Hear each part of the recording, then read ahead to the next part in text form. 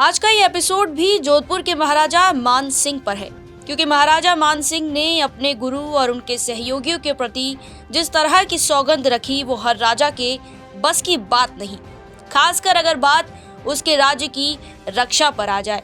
पर महाराजा ने राज्य का त्याग करना सही समझा, बजाय इसके कि वो अपनी नाथों के प्रति सौगंध को भूल जाएं, क्योंकि वो आयस देवनाथ ही थे जिन्होंने मानसिंह के जोधपुर नरेश बनने की भविष्यवाणी की थी, जो सच भी निकली।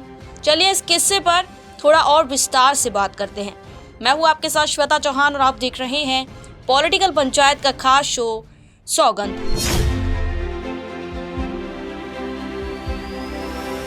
इससे पहले के एपिसोड में हमने बात की थी कि जोधपुर के महाराजा मानसिंह ने अंग्रेजों को अक्टूबर 1839 में अपना दुर्ग सौंप दिया था। अब इससे आगे की कहानी पर बात करते हैं। इसके बाद हुआ ये कि जब कर्नल सदरलैंड 29 फरवरी 1840 को जोधपुर आया तो उसने महाराजा को दुर्ग की चाबियां वापस कर दी। इस तरह अंग्रेज महाराजा के महल में 5 महीने तक रहे। कर्नल ने इसके साथ ही कई बदलाव भी किए। उसने महाराजा की अध्यक्षता में एक रिजेंसी काउंसिल का गठन किया, जिसमें राज्य के प्रमुख ठाकुरों और हिसाब किताब करने वालों को रखा गया। इस काउंसिल की मदद से पॉलिटिकल एजेंट कप्तान जॉन लुडलो ने जोधपुर राज्य का प्रशासनिक काम संभाला। लुडलो ने सूरसागर में अपना दफ्तर लगाया। जॉन लुडलो के दखल से मारवाड़ राज्य के प्रशासन में काफी सुधार हुआ। जब ब्रिटिश सेना ने जोधपुर राज्य पर अभियान किया तब उसके डर से बहुत से नाथ जोगी राज्य छोड़कर भाग गए थे, पर महाराजा की सहानुभूति के कारण वे लोग फिर से राज्य में वापस आ गए। इनमें महाराजा के धर्मगुरु लक्ष्मीनाथ और उनका विश्वसनीय सेवक जसरूप भी शामिल था। इस तरह राज्य प्रशासन में इन नाथों का दखल एक बार फिर से शुरू हो गया और राज्य की आमदनी का ज्यादातर हिस्सा इन्हीं के ऊपर खर्च होने लगा। पर लुडलो नाथों से छुटकारा पाना चाहता था और इसके लिए उसने एक सैनिक टुकड़ी जोधपुर में नियुक्त कर दी। इसके बाद हुआ ये कि लुडलो ने काउंसिल के माध्यम से नाथों की महामंदिर और उदय मंदिर की जागीरें छीन ली। पर इन सब के बावजूद महाराजा की आज्ञा से उन जागीरों की आय गुप्त रूप से नाथों को भेजी जाने लगी। यह सब जानकर लुडलो काफी चिढ़ गया और उसने महाराजा पर दबाव डालकर लक्ष्मीनाथ और उसके सहयोगियों को जोधपुर से 40 से 50 कोस दूर अलग जगहों पर भिजवा दिया। श्रवणनाथ को भी देश निकाला दे दिया गया। इतना करने पर भी जब नाथों के अत्याचार खत्म नहीं हुए तब उसने अप्रैल 1843 में नाथों के 2 उपद्रवी नेताओं को बंदी बनाकर अजमेर भिजवा दिया। इससे सारे नाथ तितर बितर हो गए। ये सब देख सबसे बड़ा झटका महाराजा मानसिंह को लगा। मानसिंह के बर्ताव से ऐसा लगा कि उन्हें लुडलो के इस एक्शन से गहरी मानसिक ठेस पहुंची है। फिर हुआ ये कि 23 अप्रैल 1843 को राजा ने राज्य के सारे कामकाज त्याग कर गेरुए वस्त्र धारण कर लिए और शरीर पर राख लपेटकर दुर्ग का त्याग कर दिया। महाराजा पहले तो मेड़तिया दरवाजे के बाहर बावड़ी के निकट जाकर बैठा, फिर वहां से पाल गांव चला गया।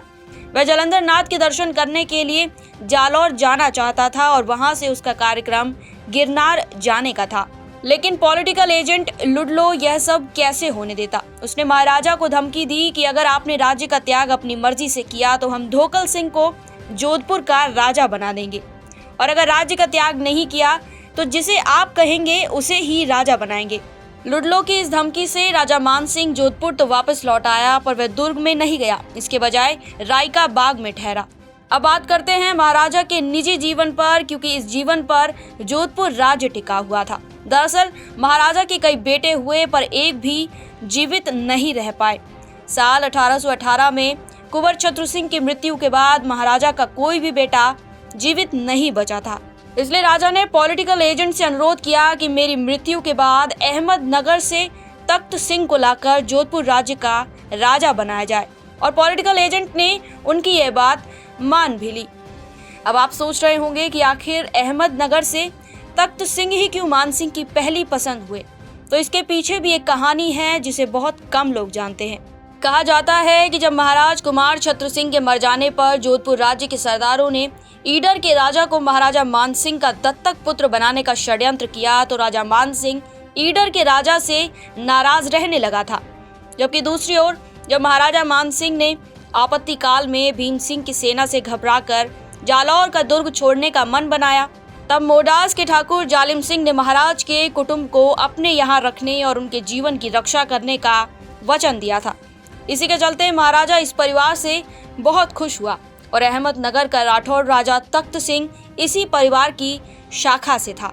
इसलिए मानसिंह ने तख्त सिंह को जोधपुर का राजा बनाने का तय किया था। फिर कहते हैं कि जुलाई 1843 में महाराजा रायका बाग से मंडोर चला गया था और 3 सितंबर 1843 को राजा श्वेत वस्त्र ओढ़कर लेट गया। फिर अपने कक्ष से सभी को बाहर जाने के लिए कहा।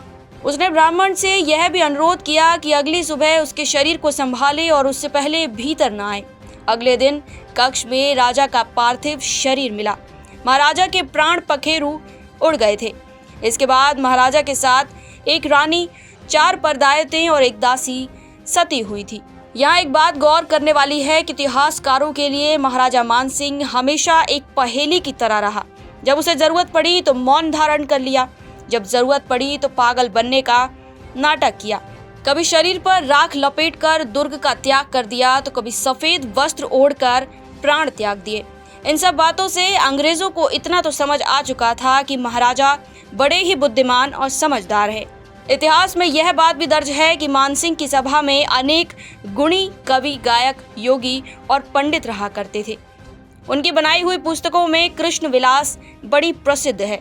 इसके अलावा महाराजा के बारे में यह भी कहा जाता है कि महाराजा ने एक नियम बना रखा था कि जो भी उससे मिलने आता वह कभी खाली हाथ नहीं लौटता था, क्योंकि मानसिंह का मानना था कि जब कोई किसी के पास जाता है तो वह लाभ की आशा से जाता है और ऐसे में उसे खाली हाथ लौटा दिया जाए तो एक आम व्यक्ति और महाराजा में क्या अंतर रह जाएगा।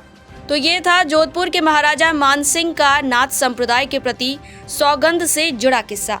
मैं हूँ आपके साथ श्वेता चौहान और आप देख रहे थे पॉलिटिकल पंचायत का खास शो सौगंध।